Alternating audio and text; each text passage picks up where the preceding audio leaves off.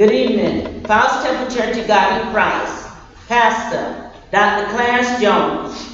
Located 23rd Street and Moncrief Road, Jacksonville, Florida. Zip code 32209. Our mailing address, Post Office Box 12348, Jacksonville, Florida. Zip code 32209. Services: Sunday worship, 9:30 a.m. Wednesday Bible study, 7 o'clock p.m. Friday Sunday school, 7 o'clock p.m. These can be accessed on Facebook, YouTube, conference call, which number is 978-990-5000. The access code is 730865. Also, Giveify is available for your giving. We also have a CD which was produced, I say the Holly family. It is for the soul and entitled, He's a Friend of Mine. We would like you to purchase one if you is interested. Our lesson today was talking about practice justice. And it's going to say Jeremiah, the prophet Jeremiah. Now we all have heard many people have heard about Jeremiah the prophet. He's one of the major prophets. He had the prophet of a broken heart. Jeremiah was one, as you go back to the first chapter of Jeremiah, tells you a lot about himself. The fact that he was sanctified in the mother's womb. Mm-hmm. And that's it. Talk about Jeremiah 1 says, the word of Jeremiah, the son of Hezekiah, and the priest that was of Anai, the land of Benjamin. It goes down to tell you about how he was anointed, because in verse 5 says that he was, and it says, I was formed thee in the belly. God is saying this here, that he formed Jeremiah in the belly, and I knew thee. And before that thou comest forth the womb, I sanctified thee and ordained thee a prophet of the nation. So he was, before he was born, he was already anointed. And God anointed him and blessed him to do what he had to do. And then I said to you, Lord, behold, I cannot speak, for I am a child. God let him know, says, I will put the words in your mouth, what I want you to say. You just have to say it. The word God commissioned him. The Lord said unto me, say not, I am a child, for thou shalt go all that I say, and send thee, and show thee that command thee that thou shalt speak. Be not afraid of their faces, for I am with thee to deliver thee, saith the Lord. In other words, there was a time that Jeremiah wanted to resign from his post, but God refused his resignation. He didn't accept that. He wanted to go on. One author put it in the fact that he said that he wasn't as mighty as Elijah. He wasn't eloquent as Isaiah. He did not carry the traits of Ezekiel, but one that was timid and shrink, consciousness and helplessness, yearning for the sympathy that he knew. He was much chosen words of the Lord, and came to the corrupt and the degenerate age. Remember in Matthew, he was related to Matthew 16, 13 and 14. It says, Jeremiah was one of the men of sorrow, acquainted with grief. Difference being that Jesus bore our sorrow and grief, Jeremiah carried the burden. It was a broken heart. He did things that what he thought was right in the sight of God, but he bore the burdens of the people. He bore the burdens of the people with a broken heart. In other words, Jesus bore the burden, Jeremiah carried the burden. And that was the difference between the two. And now, Sister Flanders will take it from here. Our subject, practicing justice. As we go through our lesson, I hope we will keep in mind what the Lord had to say to the people. His point was he wanted them to practice justice and to treat the people justly. Help those that have been robbed, oppressed, or mistreated. I would like to read our scripture. And unto the people thou shalt say, Thus says the Lord, Behold, I set before you the way of life and the way of death. He that abideth in the city shall die by the sword, by the famine, and by pestilence. But he that goeth out and falleth to the Chaldeans that besiege you, he shall live, and his life shall be unto him for a prey. For I have set my face against this city for evil, and not for good, says the Lord. It shall be given into the hands of King Babel. He shall burn it with fire. And touching the house of King of Judah, say, Hear ye the words of the Lord, O house of David. Thus says the Lord, Execute judgment in the morning, and deliver him that is spoiled out of the hand of the oppressors, lest my fury go out like fire, and burn, none can quench it, because of the evil of your doing.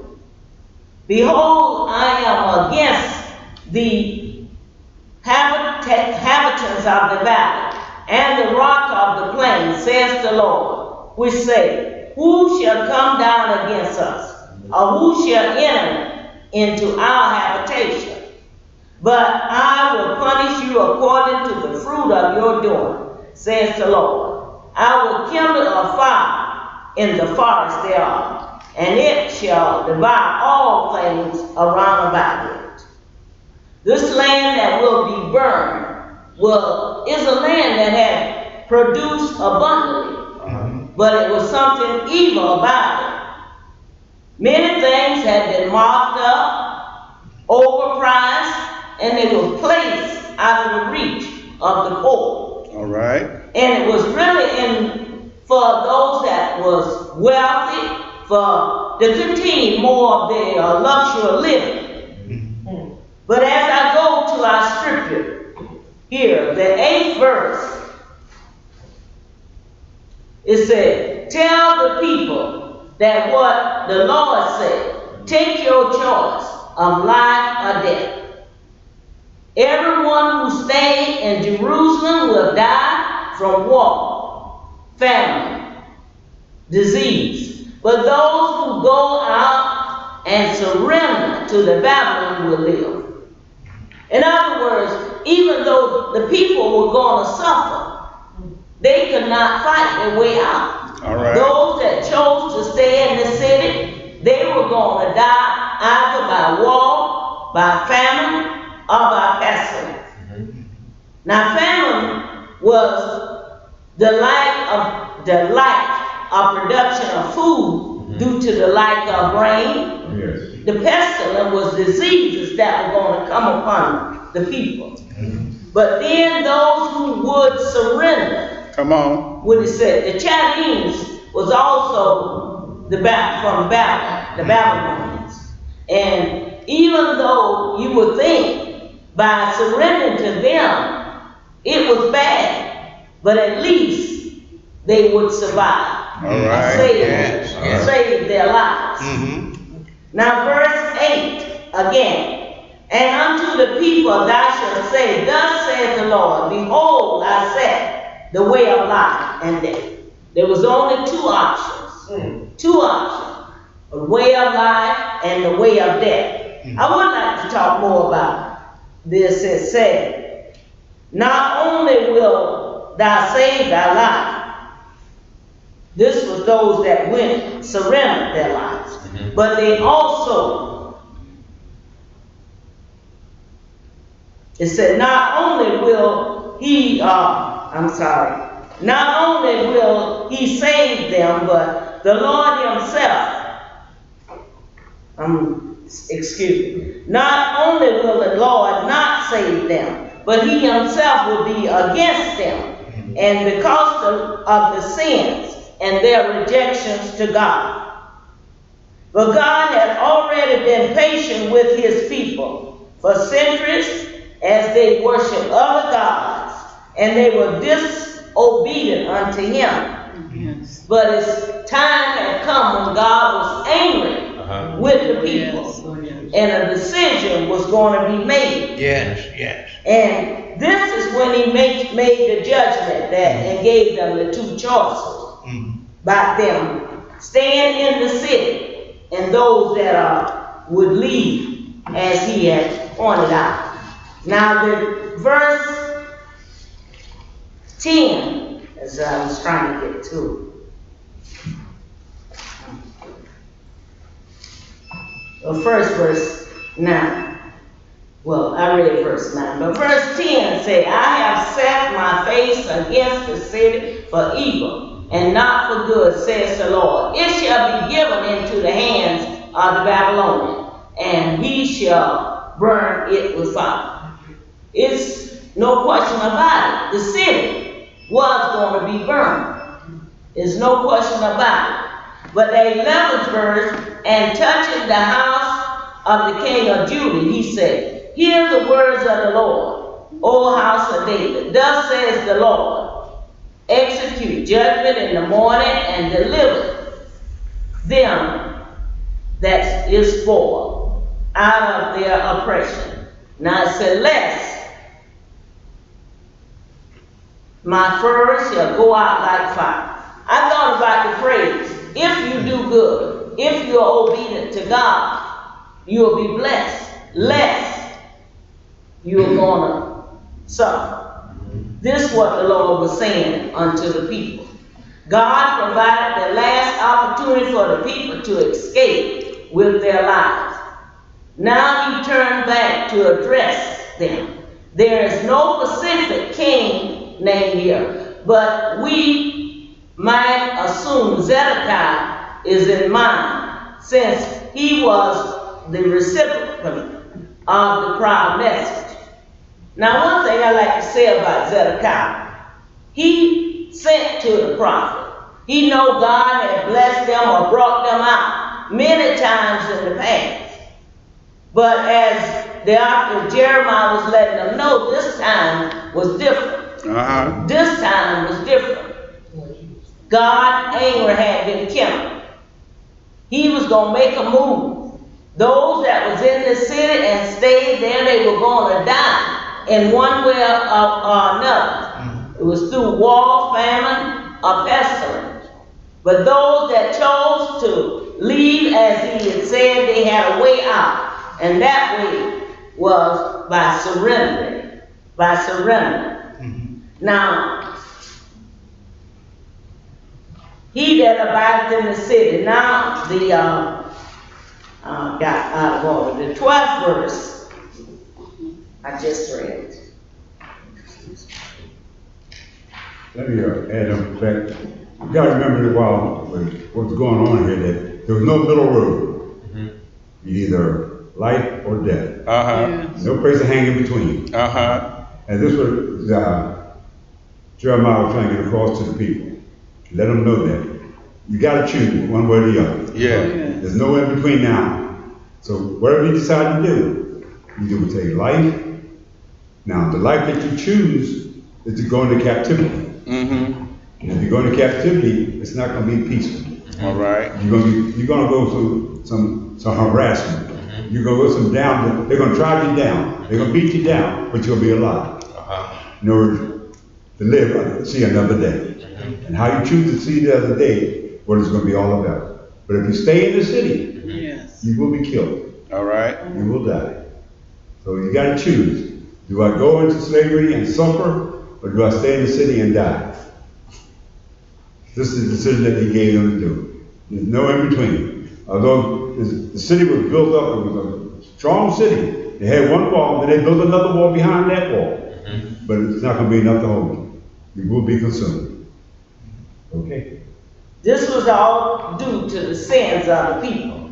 And see, God is a God of justice, and He demands that His people be just. Now, if we do not be just, we will suffer persecution. Now it says, behold, this was another last opportunity He was giving them. One more opportunity. Behold, I am against thee, O inhabitants of the valley, and the rock of the plain, says the Lord, which say, who shall come down against us, or who shall enter into our habitation? As Deligar was saying, they really thought great and highly of themselves. Hey, who can hurt us? Who can come against us? But the thing about it, even though we boast about who we are, if we are not obedient to God, it doesn't mean the Babylon is stronger than we are. Come on. But the thing is, God will come against us. Yes. God can put us in the hands of the Babylonians. He can allow the Babylonians to really destroy us, all because are disobedient to Him. All right.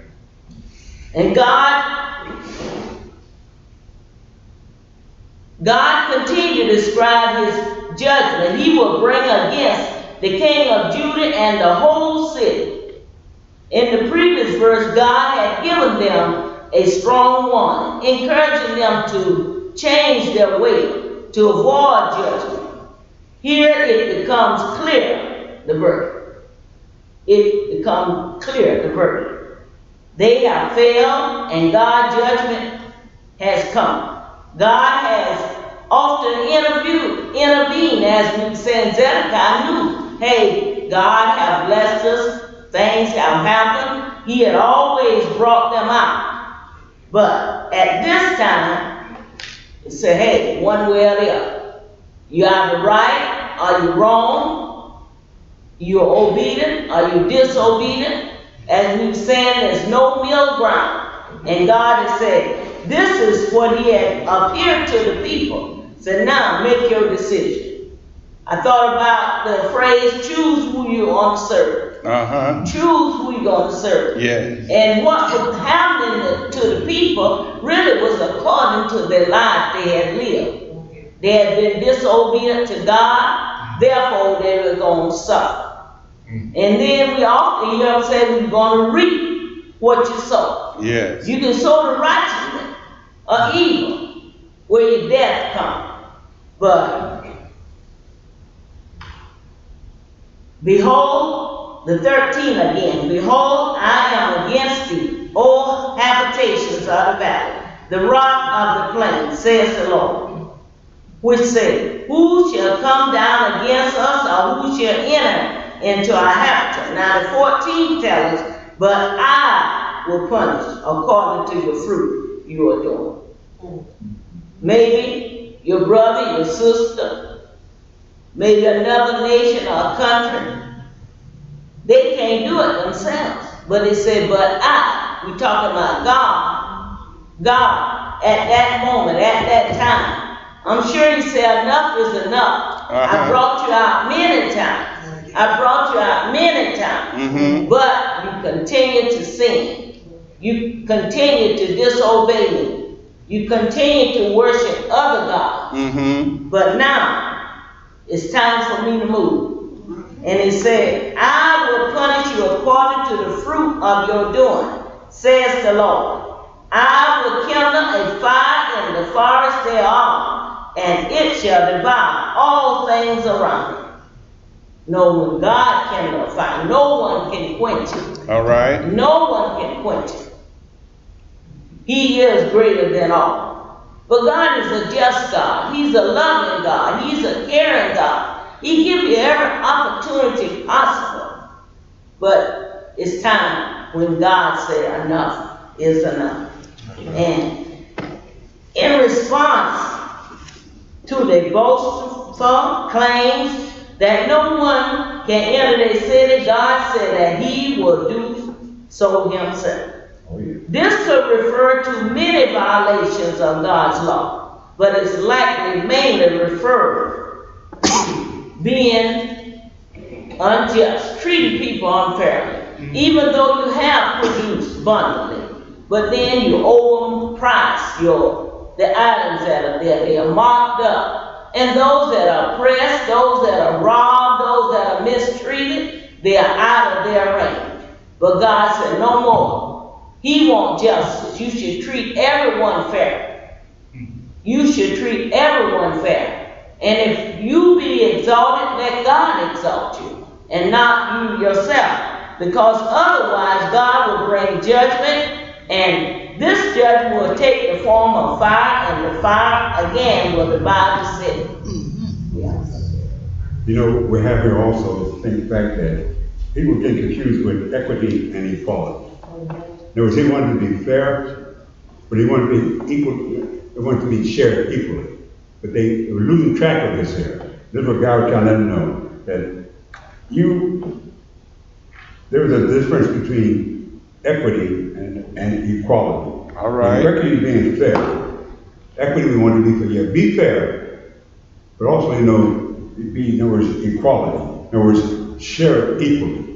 In other words, don't put it all for yourself. People have gotten to the fact that the poor will become poorer.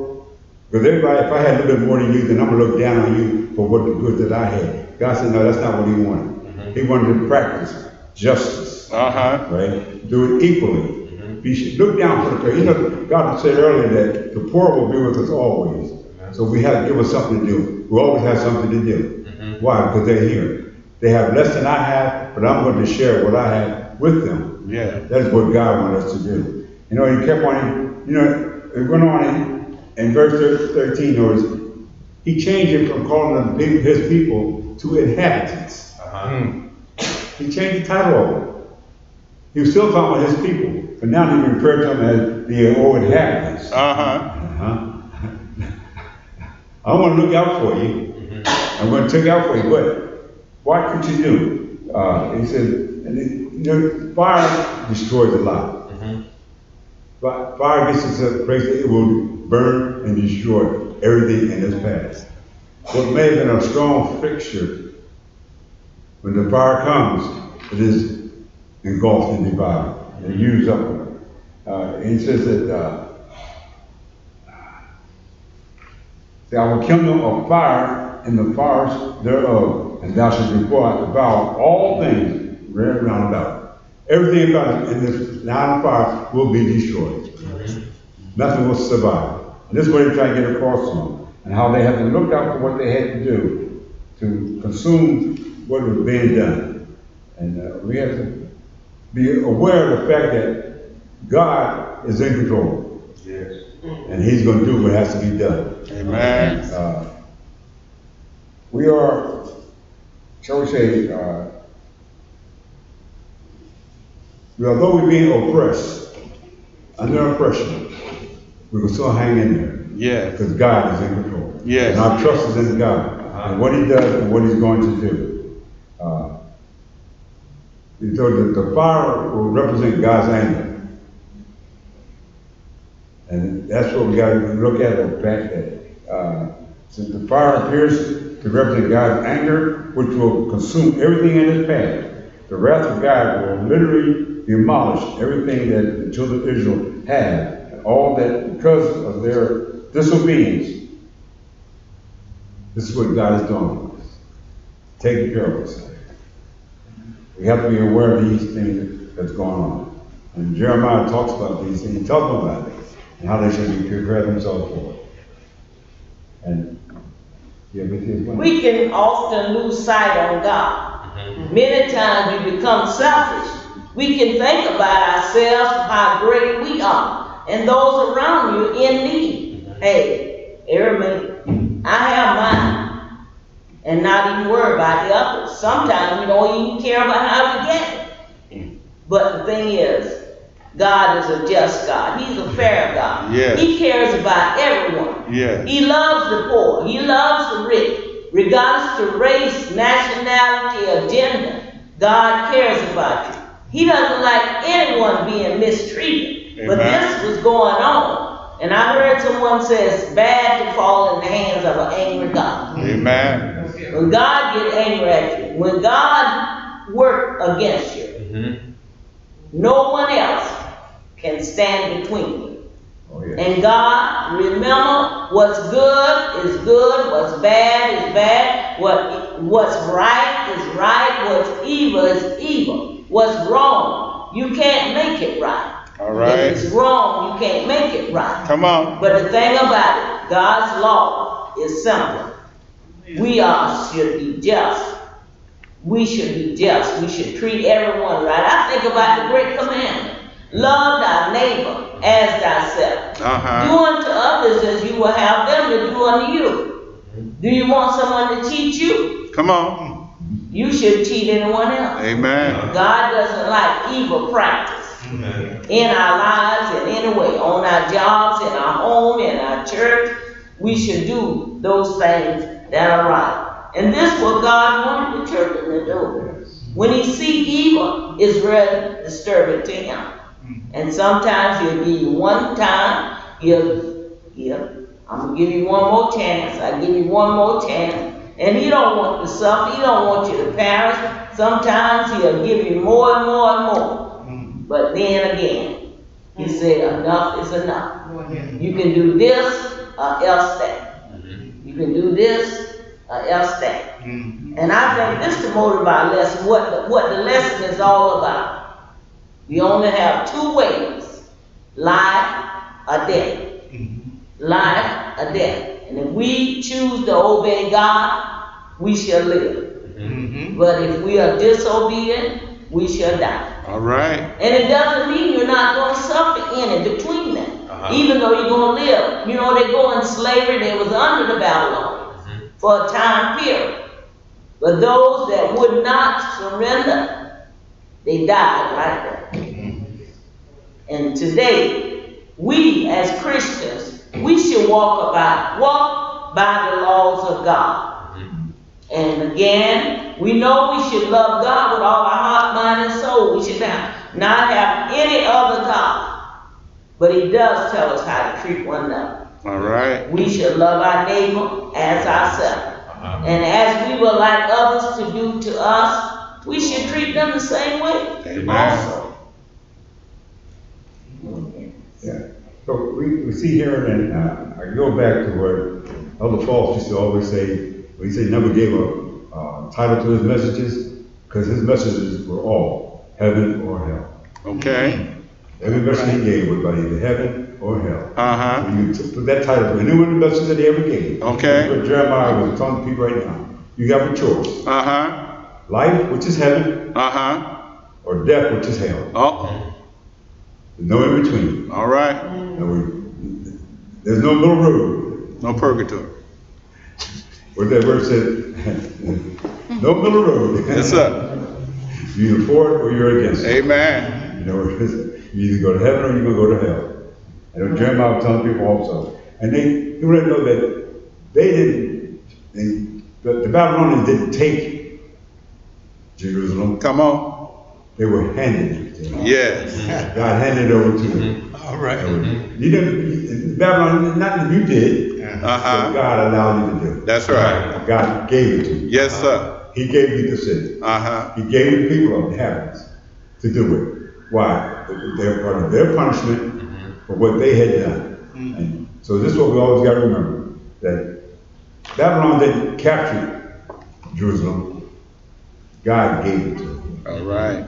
And they were to accept it. And we appreciate it, and the prayer that they gave in the verse, it said, the prayer that they gave, it said that, Father, we see that you are a God who values justice. You also demand that your people practice justice. Forgive us for the ways that we have failed to practice this justice in our everyday lives. Help us to be more aware and help how to oppress our surroundings. And everywhere we go, you give us two paths, Lord. One leads to the life, and one leads to death. Help us to walk with the path of life so that we can be agents of justice and redemption. And in the broken heart, in this broken world, in the way of Jesus Christ. Amen. Amen. Amen. Thank you. Thank you.